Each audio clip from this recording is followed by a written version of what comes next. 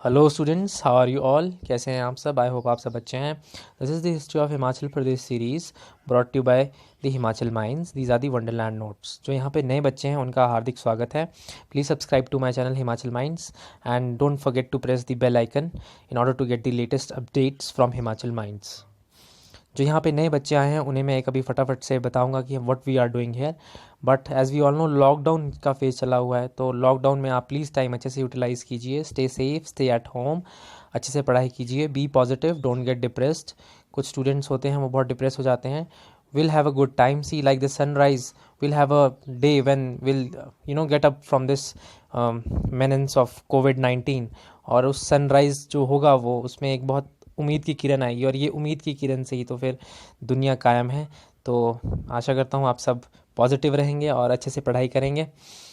जो यहाँ पे न्यू स्टूडेंट्स हैं उनको एक फटाफट से जिस दे देता हूँ मैं कि व्हाट वी आर डूइंग। तो last week I had started this series of Himachal Pradesh, history of Himachal Pradesh, जिसमें ये पार्ट्स कवर अप हो गए हैं थ्रू वीडियो लेक्चर्स।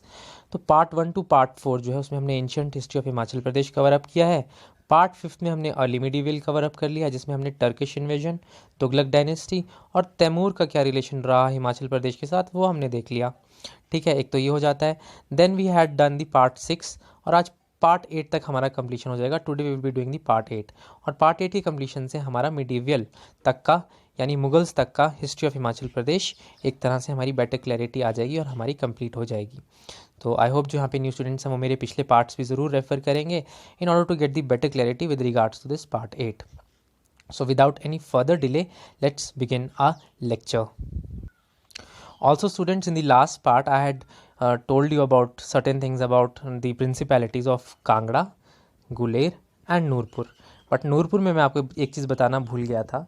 जो आपका एक टोटका बनाया था ना मैंने, भक्ति से ताकत और बल, जो हमें मिलता है सूरज से, यानी सूरज मल थे, और सूरज मल से क्या होता है, जगत मतलब रोशन होता है। तो वहाँ पे जो जगत सिंह थे नूरपुर के, ठीक है, उन्होंने ही नूरपुर को नाम दिया था। क्यों? क्योंकि जगत सिंह के टाइम में ही आपकी नूर जहाँ जो थी वो आई थी, किनके साथ? जहांगीर के साथ। तो remember this, Nurpur name Jagat Singh ने ही दिया था, और जगत सिंह ने नूरपुर नाम जब रखा था तो नूरपुर का अर्लियर नेम वॉज धमेरी। ठीक है, बट आपके जो मैंने टोटका बनाया उसमें आप KGN किंडरगार्टन नर्सरी याद रखिएगा। Okay students, let's move. So before starting the lectures, recently what we had seen, हमने क्या देखा था कि किस तरह से आपकी एक सेंट्रल अथॉरिटी थी, यानी एक क्राउन रूल था। ठीक है, और ये क्राउन रूल का क्या रिलेशन था प्रिंसिपैलिटीज़ के साथ, एक तो हमने ये देखा था। ठीक है, प्रिंसिपैलिटीज़ के साथ जो रिलेशन है, मान लीजिए एक आपका क्राउन रूल है जो आपकी सेंटर में एक आपकी सेंट्रल अथॉरिटी है। ठीक है, और छोटी छोटी रियासतें हैं। ठीक है, ये रियासतें क्या हैं? ये आपकी प्रिंसिपैलिटीज़ हैं।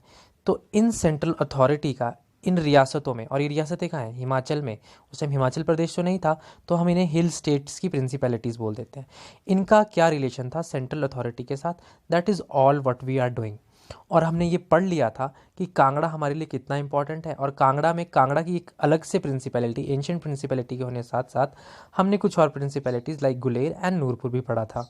तो यहाँ पे हमारा क्या होता है कि हमने सेंट्रल अथॉरिटी का, hold on a second, Kangra के साथ रिलेशनशिप अच्छे से समझ लिया था और पढ़ लिया था, और वो अभी भी मेंटेन रहेगा। और वो हमने कहाँ तक देख लिया था? वो हमने जहांगीर तक देख लिया था। ठीक है, जहांगीर तक हमने देख लिया था। ये तो आपका यहाँ तक हो जाता है। ठीक है, क्लैरिटी आपको आ जाती है। उसके बाद क्या है? उसके बाद ऑब्वियसली और भी रियासतें रही थी, प्रिंसिपैलिटीज़ रही थी हिमाचल में उस टाइम, हिल स्टेट में। तो वो कौन कौन सी थी वो आज हम और भी देखेंगे। तो ज़्यादा डीप नहीं है, थोड़ा सा बताया है, थोड़ा सा जिस्ट बताया है हमारे वंडरलैंड नोट्स में। तो उसमें एक तो बिलासपुर है हम देखेंगे, और एक चंबा है, एंड एक सिरमौर है। ठीक है, ऑल्दो सिरमौर में it's not very much difficult, क्योंकि सिरमौर के जितने भी आपके प्रिंसिपैलिटीज़ के क्राउन प्रिंस थे या राजा थे, उनका बहुत अच्छा रिलेशन था। They had a good loyal relationship with the Mughals, they were loyal to Mughals. तो देखिए ये कितने अच्छे सुंदर पहाड़ हैं, और इनकी ये सारी आपकी प्रिंसिपैलिटीज़ हैं, कांगड़ा, बिलासपुर, चंबा, सिरमौर। इनका किसके साथ रिलेशन? दी सेंट्रल अथॉरिटी, यानी जो कि हुक्मरान जो थे, सबसे मेन दिल्ली सल्तनत, जिसको आप एक मान लीजिए एक सेंट्रल अथॉरिटी, उसके साथ रिलेशन। आई होप आपको इतना पता लग गया होगा। Let's move. So here we start with the lecture. This is the part 8 of History of Himachal Pradesh brought to you by Himachal Minds. The PDF of this lecture would be provided in the links in the description box given below. ठीक है। सो यहाँ पे क्या था, हमने पिछले देख लिया था कि किस तरह से आपके जहांगीर के टाइम तक क्या रिलेशन रहा होगा। बट यहाँ पे स्टूडेंट सब आता है आपका एक बैटल ऑफ नदौन। ठीक है, तो ये आप बिलासपुर वाली प्रिंसिपैलिटी के रिलेशन में देख लीजिएगा। ठीक है, बिलासपुर वाली प्रिंसिपैलिटी के रिलेशन में ये बैटल ऑफ नदौन देख लीजिएगा। अब मैनी स्टूडेंट्स विल से यार बिलासपुर में Nadaun, what is the relationship going on, what is the sir saying, क्या बोल रहे हैं सर, सठिया तो नहीं गए हैं क्या? अरे नहीं, मैं आपको समझाता हूँ व्हाट इज़ गोइंग ऑन। जो आपका नदौन है ना, this place is in Hamirpur, अब ये हमीरपुर में आता है। And this Hamirpur was not there earlier, that time it was not there, Hamirpur तो बाद में बना है।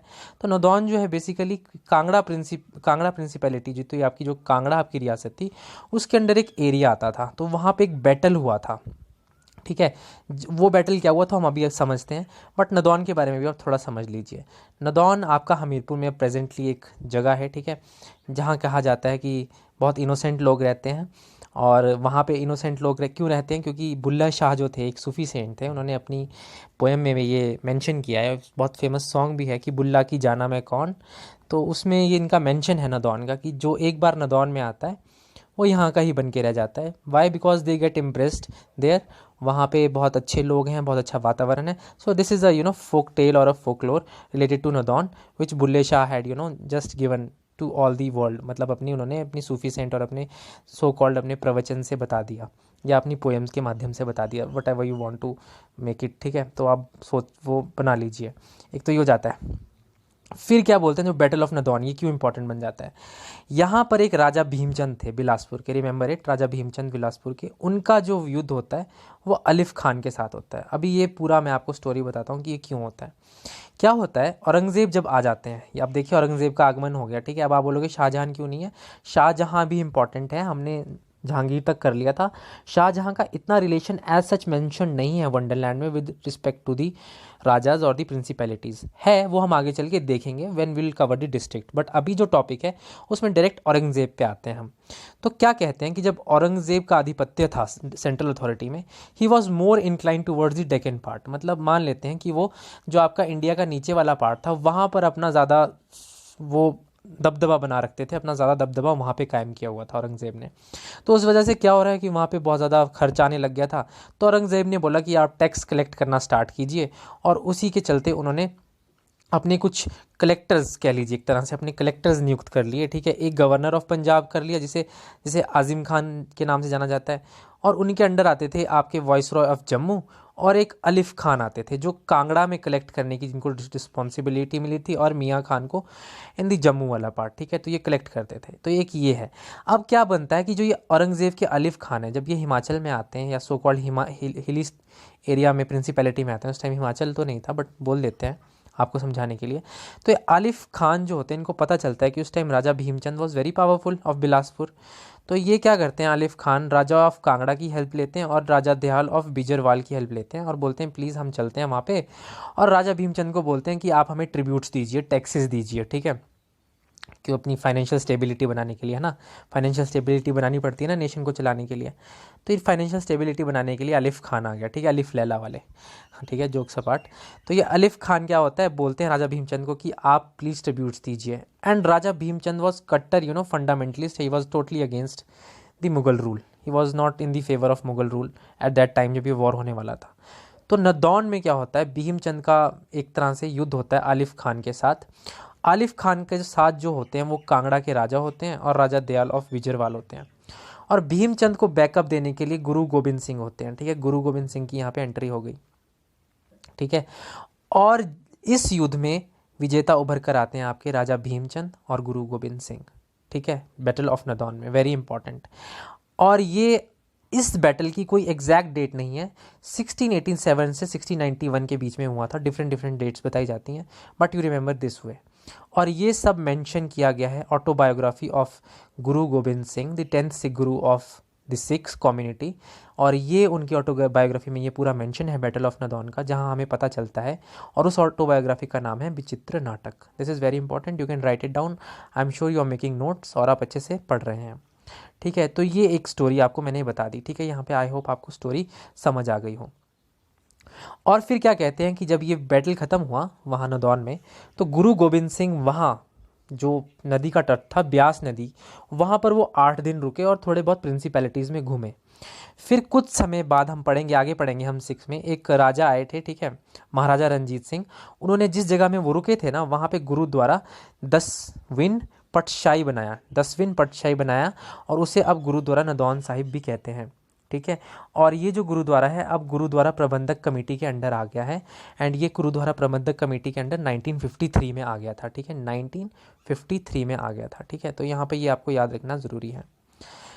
आई होप आपको यहाँ तक समझ आ गया हो। Let's move. तो बिलासपुर के कंटेक्स्ट में उतना ही था, बैटल ऑफ नदौन, ठीक है, वो आप याद रखिएगा, दैट वाज इम्पॉर्टेंट। अब बिलासपुर को that time it was, Bilaspur को बिलासपुर नहीं कहा जाता था, it was called Kahlur. This is for your remembrance sake. अब हमने लास्ट लेक्चर में देखा था कि किस तरह से जहांगीर के टाइम में किलादार बनाए गए थे, है ना, कांगड़ा फोर्ट के किलादार कैसे बने थे। तो अब यही किलादार की प्रथा मेंटेन रही औरंगज़ेब के टाइम तक, मतलब गवर्नर जो था कांगड़ा फोर्ट का वो बनाए जाने लग गए थे जहांगीर के टाइम से, और ये औरंगज़ेब तक मेंटेन रही। और औरंगज़ेब के बाद तो आपको पता ही है मुगल वीकनिंग हो गई थी, मुगल जो डायनेस्टी थी, तो ये तब तक रहे किलादार। और ये किलादार बहुत इंपॉर्टेंट है, आप बहुत कन्फ्यूज हो जाते हैं, तो डोंट वरी, इसके भी टोटके में लाए हूँ, हम बाद में देखेंगे, बट पहले समझ लेते हैं। तो जो किलादार थे governor of Kangra fort Aurangzeb के टाइम में, वो थे सईद हुसैन खान, हसन अब्दुल्ला खान पठान एंड नवाब सईद खलील उल्लाह खान, ठीक है। और जो लास्ट किलादार था ही was Saif Ali Khan, he was there for 40 years I guess, and 1740 तक वो रहे, और उसके बाद फिर कोई किलादार नहीं चूज़ हुआ। क्यों? क्योंकि उसके बाद एक बहुत ज़्यादा टर्मोइल आने लग गया, औरंगज़ेब का जो है, मुगल रूलर्स जो है वो थोड़े डगमगा गए, वो रूल ख़त्म होने को आ गया। You must be knowing medieval history better than me, but यहाँ पे मैं आपको शुरू से बता रहा हूँ, we are studying this with regard to the Himachal Pradesh. फिर क्या होता है, हिल स्टेट्स में जो नीचे आपका फुट हिल्स वाले पार्ट हैं, वहाँ पे सिख कॉन्फेडरेसी जो होती हैं वो अब पावर में आने लगती हैं, सिख कॉन्फेडरेसीज पावर में आने लगती है, और यहाँ पे एंट्री होती है एक पश्तून अफगान डायनेस्टी और रूलर के राजा की, जिसका नाम था अहमद शाह दुरानी, जिसे अहमद शाह अब्दली भी कहते हैं, जिसे ये भी कहते हैं जिन्होंने मॉडर्न अफ़गानिस्तान को नींव रखी, या मॉडर्न अफ़गानिस्तान को बनाया या उसकी नींव रखी, ठीक है। तो कहते हैं ना, ये अहमद शाह दुरानी जो थे 1748 से लेके 1788 तक 10 बार आए, और इन्होंने मुगलों के नाक में दम कर दिया। मुगलों के नाक में दम कर दिया इन द सेंस मीन्स मुगलों के ऊपर इन्होंने आक्रमण किया। और कहा जाता है 1757 में दिल्ली में इनके पास विदाउट एनी अपोजिशन इनको दिल्ली की गद्दी मिल गई थी, but no use, he didn't wanted to rule the Delhi वाला पार्ट, सल्टनेट इसको कोई इंटरेस्ट नहीं था, ही जस्ट वांटेड टू लूट, इसको लूट करना था और प्लंडर करना था, और जितनी भी वेल्थ थी वो ले जानी थी अपने अफगानिस्तान में, और ये लेके भी गया, ठीक है। इसने काफ़ी लूटपाट मचाई।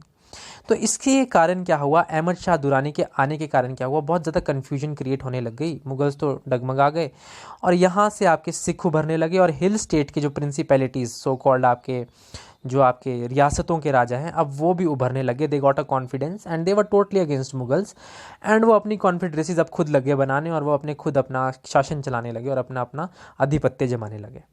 आई होप आपको यहाँ तक क्लैरिटी आ गई हो। Let's move. इसी कन्फ्यूजन के कारण क्या होता है, फ़ायदा उठाया जाता है, एक राजा आते हैं कांगड़ा के, ही वॉज घमंड चंद, ठीक है। वो इस कन्फ्यूजन का फ़ायदा उठाते हैं अहमद शाह दुरानी के आने के टाइम, और वो टेरिटरी रिकवर करने लग जाते हैं अपनी कांगड़ा की, बट वो कांगड़ा फोर्ट को नहीं कवर अप कर पाते, उसे ऑक्यूपाई नहीं कर पाते। क्यों? क्योंकि जो लास्ट किलादार था नवाब सैफ अली खान, ठीक है, नवाब सैफ अली खान, वो 40 ईयर्स ही वॉज देयर, और बहुत अच्छे से उसने उसे मेंटेन रखा कांगड़ा फोर्ट को, और वो उसकी वजह से क्या हुआ, एक तरह से अपोजिशन हो गई, और घमंड चंद वहाँ पे एंटर नहीं कर पाया, ठीक है। और ये भी कहते हैं कि Ghamand Chand was a very brave ruler, he was very strong ruler, अच्छा शासक था वो, अच्छा एम्प्रर था, नॉट एम्प्रर बट यह मतलब कांगड़ा के पॉइंट ऑफ व्यू में जो प्रिंसिपैलिटी में वो बहुत अच्छा एक वहाँ का किंग था कांगड़ा का, ठीक है, मान लेते हैं। और बट क्या है, एक अदीना बेग नाम का एक था जो वॉइस रॉय ऑफ पंजाब था, एक इंसान था, अदीना बेग, नॉट अदरीना, अदीना बेग। 1758 में Ghamand Chand wanted to oppose him, but वो नहीं कर पाया। अदीना बेग वॉज विक्टोरियस, अदीना बेग के सामने घमंड चंद को अपने घुटने टेकने पड़े, एक तो ये हो जाता है। बट 1759 में क्या होता है, अहमद शाह दुरानी, वही पश्तून अफगानी, इसे निज़ाम ऑफ जलंधर दोआब बना देता है। किसे? इसी कांगड़ा के राजा को, घमंड चंद को। ठीक है, this is very important. I hope आपको यहाँ पे पता लग गया हो। और ये कौन सा एरिया कवर करता है जलंधर द्वा में? Between Sutlej and Ravi and also some part of Kullu. जो कि हमारे एक ट्रैवलर आए थे, फॉरेनर ट्रैवलर मूरक्राफ्ट, बताते हैं कि कुल्लू में भी ये घमंड चंद की और अहमद शाह दुरानी की जो है सैनिक आए, और जो आपका टेम्पल है वहाँ पे, एक बहुत फेमस टेम्पल है, ठीक है, बजोरा टेम्पल, ठीक है, बजोरा टेम्पल, वहाँ पर इन्होंने डिस्ट्रक्शन क्रिएट करी और वहाँ पे आइडल्स को वेंडलाइज किया। वहाँ पे आइडल्स, वहाँ पे मूर्तियों को उन्होंने क्षतिग्रस्त किया, ये कहा जाता है।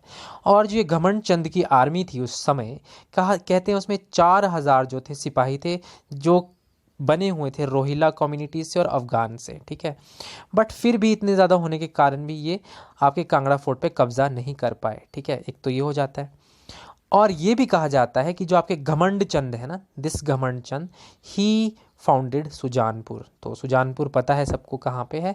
Sujanpur is in Hamirpur, now in Hamirpur, earlier वो कांगड़ा में ही था। तो this Ghamand Chand found Sujanpur. I hope आपको यहाँ तक पता लग गया हो। Let's move. And in the beginning of lecture I told you कि हम देखेंगे बिलासपुर का हमने देख लिया। अब some more principalities, P is your principalities, relation with the central authority. ठीक है, जो आपकी रियासतें हैं उनका क्या रिलेशन था आपके हुक्म, जो मेन हुकूमत थी उसके साथ। तो इसमें सबसे पहला है मुगल्स एंड चंबा का क्या क्या मतलब रहा होगा उस टाइम, सिनेरियो रहा होगा। तो ये कहते हैं कि चंबा में है, मुगल्स का इतना इंप्रेशन देखने को नहीं मिलता अनटिल जब कांगड़ा फोर्ट कैप्चर हुआ था ना, वो 4th अटेम्प्ट में, पीछे अगर आपने लेक्चर अच्छे से पढ़े होंगे, जहांगीर के टाइम में जब कांगड़ा फोर्ट कैप्चर हो गया था, उस समय कहते हैं कि चंबा में मुगल इन्फ्लुएंस कहीं ना कहीं बढ़ गया। और जब टोडरमल को भेजा गया था, ठीक है, नवरत्नों में से एक, ठीक है, टोडरमल को भी भेजा गया था, नवरत्नों में से जो थे आपके अकबर वाले। तो जब उनको वहाँ भेजा गया था एक रिवॉल्ट को शांत करने के लिए, तो कहते हैं कि टोडरमल ने लैंड सेटलमेंट की थी। He was the finance minister at that time Akbar के दरबार में, और उन्होंने लैंड सेटलमेंट करी थी। और जब उन्होंने लैंड सेटलमेंट की थी तो रिहलू विलेज जो आपका चंबा में है वो कहीं ना कहीं मुगल रूल के अंडर आ गया था। एक तो यहाँ से चंबा का रिलेशन पता चल जाता है। ठीक है, और जब अकबर थे सेंट्रल अथॉरिटी में, उस समय चंबा में राजा प्रताप सिंह वर्मन रहे। ठीक है, तो यहाँ पे आपको कॉन्साइड फैक्टर पता चल गया कि सेंट्रल अथॉरिटी में अकबर थे तो चंबा में राजा प्रताप सिंह वर्मन थे। फिर कहा जाता है एक बैटल ऑफ धलोग हुआ था। ठीक है, डलहौजी के पास ये बैटल ऑफ धलोग हुआ था, वेरी इंपॉर्टेंट। किसके बीच में हुआ था? बिटवीन जगत सिंह, एन आ गया ना यहाँ पे, एन नर्सरी वाला आप याद रखिएगा, नूरपुर, जिन्होंने नाम दिया था नूरपुर, जगत सिंह, सबसे वो लास्ट सूरज वाले, सूरज के बाद जो जगत को रोशन करते हैं वो वाले जगत सिंह हैं ये। ठीक है, इनका बैटल हुआ था जनार्दन के साथ, और इसमें ये जीत गए थे जगत सिंह, और उन्होंने जनार्दन को एंड कर दिया था। जब जगत सिंह जीत गए थे तो इट इज़ सेड कि he ruled in Chamba for 2 decades, almost 20 years तक इन्होंने रूल किया। उस समय इन्होंने मुगल्स का साथ भी दिया, बट बीच में क्या होता है, ये जगत सिंह क्या है, विद्रोह करते हैं, रिवॉल्ट करने लग जाते हैं मुगल्स के खिलाफ। ही वॉज अगेंस्ट, पहले मुगल्स का साथ दिया, फिर बाद में उन्हीं के खिलाफ रिवॉल्ट किया। फिर जब रिवॉल्ट होता है तो उसे ठंडा भी करना पड़ेगा ना सेंट्रल अथॉरिटी को। तो सेंट्रल अथॉरिटी कौन है? शाहजहाँ है। अब शाहजहाँ ने क्या किया, अपने सबसे यंगर सन मुराद बख्शी को भेजा इस रिवॉल्ट को शांत करने के लिए, और मुराद बख्शी ने इस रिवॉल्ट को शांत भी कर दिया, और जो फोर्ट ऑफ तारागढ़ था वो अपने अंडर कर दिया। ठीक है, चंबा में fort of Taragarh, this is very important. ठीक है, और उसके बाद आते हैं फिर पृथ्वी सिंह। ठीक है, पृथ्वी सिंह कैसे आ जाते हैं? जब ये सारा मामला चला हुआ था ना रिवॉल्ट को ठंडा करने का, इसी मौके का फ़ायदा उठा के Prithvi Singh with the help of Mandi के रूलर के साथ क्या करते हैं, वो मौके पे चौका मारते हैं और चंबा की गद्दी संभाल लेते हैं पृथ्वी सिंह। और ये पृथ्वी सिंह आपके जनार्दन के बेटे थे, जिनको जगत सिंह ने मार दिया था। ठीक है, आई होप आपको यहाँ तक पता लग गया हो। और फिर क्या होता है, ये बोलते हैं कि जो पृथ्वी सिंह है आपके, ये काफ़ी लॉयल रहते हैं, और लॉयल्टी का इन्हें ये वो मिलता है ना, मतलब एक अच्छा रिवॉर्ड मिलता है कि इनको जागीर दी जाती है परमानेंट जसवान की। जसवान आपका वही जो कल वाले मैप में आपको, पिछले वाले लेक्चर में मैंने आपको मैप में दिखाने की कोशिश की थी। ठीक है, जसवान आपका जो ऊना वाला एरिया जो अब आता है। ठीक है, तो ये आपका शाहजहाँ तक हो गया। उसके बाद जब आपके औरंगज़ेब थे सेंट्रल अथॉरिटी में, लास्ट वाले मुगल रूलर, तो उस टाइम चंबा में थे आपके राजा छतर सिंह, जिनकी बिल्कुल नहीं बनती थी इनके साथ, एंड ये मुगल्स को नहीं मानते थे, क्योंकि ऑब्वियसली मुगल्स जो है वो वेंडलाइज कर रहे थे टेम्पल्स को, and they were converting into their Mohammedan, उसको स्टेट बनाना चाहते थे। तो यहाँ पे राजा छतर सिंह का फाइट हो जाती है मिर्ज़ा उबैद बेग से। ठीक है, तो ये उबैद बेग को ही नहीं थे, औरंगज़ेब के ही एक वो थे जिनको भेजा गया था इनको शांत कराने के लिए, राजा छतर सिंह को, बट यहाँ पे मिर्ज़ा उबैद हार जाते हैं और राजा छतर सिंह का आधिपत्य सिक्का चल जाता है। क्यों? क्योंकि वो टर्मोइल तो पहले ही हो गया हुआ है अब्दाली के आने से, और यहाँ पे मुगल्स का भी अब एंड हो ही गया है। तो ये आपने देख लिया चंबा के कंटेक्स्ट में। आगे मूव ऑन करते हैं तो सिरमौर का भी देख लेते हैं। सिरमौर में क्या कहते हैं? सिरमौर में इट वाज लाइक कि इनका जो सेंट्रल अथॉरिटी के साथ था ना, सिरमौर की प्रिंसिपैलिटी का relation was very good all the time, they were very loyal to them. ठीक है, तो आइए देख लेते हैं। राजा धर्म प्रकाश रहे सिरमौर के एक, और राजा बुद्धि प्रकाश रहे। कहते हैं उनका 1500 से 1600 एडी के टाइम में उनका रूल था, काफ़ी लॉयल रहे वो मुगल्स के साथ। उसके बाद शाहजहाँ के टाइम में, अगर शाहजहाँ सेंट्रल अथॉरिटी में थे तो उस टाइम राजा आपके मंदटा प्रकाश थे, मनधाता प्रकाश थे। ठीक है, नॉट मंदटा, इट इज़ मनधाता प्रकाश। इनकी एक्सपेडिशंस थी शाहजहाँ के साथ रही, जिसमें गढ़वाल्स के खिलाफ इन्होंने काफ़ी युद्ध लड़े। ठीक है, तो एक तो ये हो जाता है। फिर औरंगज़ेब के टाइम में सिरमौर से आपके राजा सुभाग प्रकाश थे, वो भी काफ़ी लॉयल रहे औरंगज़ेब के टाइम में। और उसके बाद एक राजा आते हैं सिरमौर के, मेदिनी प्रकाश, जिसमें कहा जाता है कि उनके समय गुरु गोबिंद सिंह सिरमौर में आए, और उसी टाइम कहा जाता है कि गुरु गोबिंद सिंह ने पौंटा साहिब, एक जगह है जो आपकी सिरमौर में, उस जगह की नींव रखी। ठीक है, आई होप आपको यहाँ तक पता चल गया हो। तो ये सारा स्टूडेंट्स आपका क्या था, this was all your context of the medieval history Mughals तक, और मुगल्स की कहाँ तक, हिमाचल प्रदेश के रिगार्ड्स में सेंट्रल अथॉरिटी और हिल स्टेट्स के प्रिंसली स्टेट्स का बीच में जो तालमेल था। आई होप आपको इतना पता चल गया हो। अब आप बोलेंगे सर आज का टोटका कहाँ है, तो आज के टोटके के लिए मैं आपको स्पेशल चीज़ लाया हूँ, वो है आपकी टोटका स्टोरी। ठीक है, तो टोटका स्टोरी आज क्या है, बहुत बच्चे कंफ्यूज हो जाते हैं क्वेश्चंस में किलादार के ऊपर। तो किलादार कांगड़ा के बहुत इंपॉर्टेंट है, किलादार आर दी गवर्नर्स। तो ये कल हमने स्टार्ट किए थे, और आई मीन टू से कल तो नहीं, अभी 2 दिन पहले मैंने वीडियो डाली थी, हाँ, दैट वाज योर पार्ट 7 में। तो उसमें हमने किलादार्स की एक टोटका देखा था कि नवाब अली हमें रात को उल्लू बनाकर कोची, है ना, मुन्नी से मिलने चला गया। तो ये क्या था, नवाब अली खान हो गया इससे। ठीक है, हमें रात से हम रात हो गया, जो आपके जहांगीर के टाइम के किलादार थे। ठीक है, और आपका उल्लू बनाकर कोची मुन्नी से मिलने चला गया। तो कोची से जो आपका जो है वो क्या बनता है, कोची से आपका कोच कुली खान बनता है, उल्लू से आपका असद खान, असद उल्ला खान बनता है। ठीक है, तो ये शाहजहाँ के टाइम में थे। अब मुन्नी जो है, मुन्नी आप ये मत सोचिएगा कि वो किलादार था, मुन्नी रिवर। क्यों? क्योंकि जो कोच कुली खान है उसको मुन्नी रिवर में उसका वो क्रियाक्रम किया था मोमडन के जो आपके कल्चर होते हैं उसके मुताबिक, which is in present in Kangra, and this Munni river is tributary of Banganga. तो ये हमने पिछले लेक्चर में देख लिया, जिन्होंने पिछले लेक्चर ढंग से देखा होगा उन्हें काफ़ी क्लैरिटी ये आ गई होगी। ठीक है, ये तो हो गया। अब आप बोलोगे सर औरंगज़ेब के टाइम में क्या टोटका लगेगा, तो आप इसे एक स्टोरी की तरह समझिए। हम समझते हैं कि जो नवाब अली है ना, उसका मुन्नी के साथ चक्कर चला हुआ था और वो मुन्नी से मिलने जाता था चुपके से। तो वो जहांगीर और शाहजहाँ के टाइम में मुन्नी से मिलने गया। ठीक है, बट औरंगज़ेब के टाइम में अब मुन्नी नवाब अली को आंसर देने वाली है। वो क्या आंसर देगी हम देखते हैं। तो ये वो टोटका स्टोरी आपकी कंटिन्यू हो गई। तो मुन्नी ने नवाब अली को ये आंसर दिया कि शायद हुसैन उसका दूल्हा बने, ये बने हैं, ठीक है, ये बने हैं, दूल्हा बने, या फिर शायद खली बने, क्योंकि उसके साथ वो सेफ फील करती है, ये उसकी है। ठीक है, तो शायद हुसैन उसका दूल्हा बने या फिर शायद खली बने, क्योंकि उसके साथ वो सेफ फील करती है। ठीक है, तो यहाँ पे आप शायद हुसैन से कर लीजिएगा, ठीक है, शहीद हुसैन। ठीक है, दूल्हा से कर लीजिएगा आप दूल्हा खान, और शायद खली से कर लीजिएगा आप शायद खलील खान, और सेफ से कर लीजिएगा आप सैफ अली खान। ठीक है, सैफ अली खान वही जो एंड में सबसे लास्ट किलादार हैं। ठीक है, तो आप बोलोगे कि सर किलादार तो हो गए, तो इसमें क्या आप क्यों ये इंपॉर्टेंट है, दिस आर वेरी इंपॉर्टेंट, क्योंकि क्वेश्चंस कंफ्यूज करके पूछे जाते हैं। तो ये सारे जो आपके लास्ट वाले ना, जो आपका मुन्नी ने आंसर दिया, ये मुन्नी ने जब आंसर दे दिया वो आप याद रख लीजिएगा, और याद रख लीजिएगा कि जो औरंगज़ेब के टाइम में था, और जब वो पहले उसे लाइक करता था, उसे मिलने जाता था चुपके से मुन्नी से, तो वो आप शाहजहाँ और जहांगीर के टाइम में याद रख लीजिएगा। और इन सब में एक कॉमन बात जो है ना, इन किलादार्स में, इन गवर्नर्स में, वो ये है कि सब खान है, सबके सब खान है। ठीक है, ये देखिए खान है ना सारे, और हम पीछे भी देखेंगे तो ये सब खान है। ठीक है, तो Khan is a common factor, Khan सब में आएंगे। ठीक है, ये आप ध्यान रखिएगा। तो आई होप आपको यहाँ तक क्लैरिटी आ गई हो विद रिगार्ड्स टू किलादार। So students, this was your lecture for today. I hope आपको ये लेक्चर अच्छा लगा होगा।